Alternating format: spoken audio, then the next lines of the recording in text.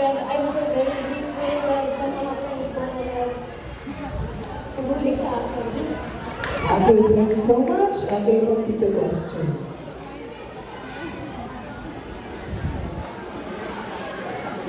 Sige. Okay.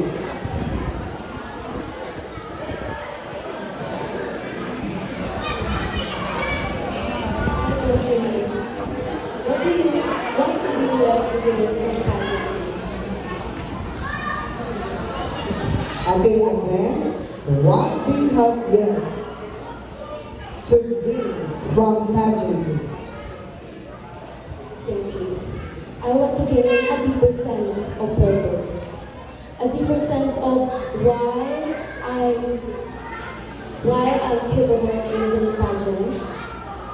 And I want to show the confidence I have right now in this stage in front of all of you. I'm so very thankful that this is my time to show what I got. And I want to show that my confidence isn't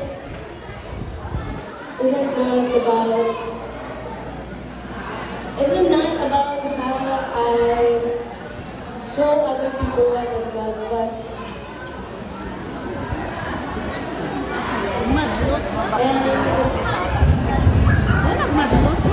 to show the people that I'm not downgrade. Thank you so much, candidate number 6.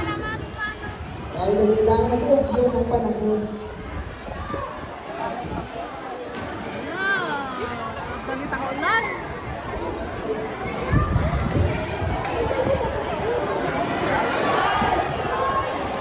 Let's go.